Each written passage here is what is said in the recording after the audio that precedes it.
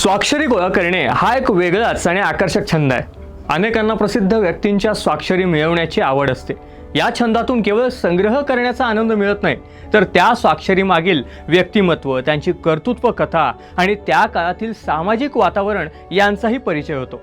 या छंदामागे एक प्रकारची भावनिक जडणघडणही असते.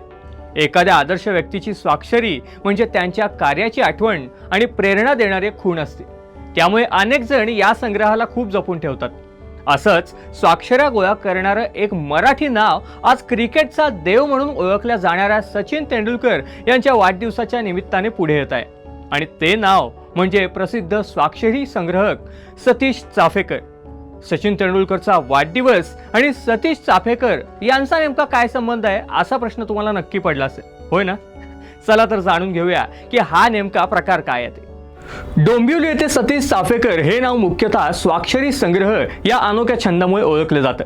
त्यांनी अनेक वर्ष विविध क्षेत्रातील नामांकित व्यक्तीच्या स्वाक्षऱ्या गोळा करून एक वेगळाच ठेवा तयार केलाय. सतीश चाफेकर यांनी सचिन तेंडुलकरच्या स्वाक्षऱ्या मिळवण्याबाबत त्यांनी Limca book of world record मध्ये विक्रमाची नोंद केली आहे. सतीश चाफेकर यांनी 1990 पासून सचिन तेंडुलकरच्या सह्या आणि त्यांच्याशी संबंधित फर्स्ट डे कव्हर्स यांचा मोठा संग्रह केलाय. त्यांनी सचिन तेंडुलकरच्या 100 शतकांवर तितक्याच स्वाक्षऱ्यांचा संग्रह केलाय, ज्यामुळे त्यांचे नाव Limca book of world record मध्ये नोंदवलं गेलंय. चाफेकर यांच्या आगळ्या वेगळ्या छंदाचे सचिन तेंडुलकर यांनी कौतुक केले असून त्यांच्या स्वाक्षऱ्यांच्या प्रदर्शनालाही भेट दिली आहे.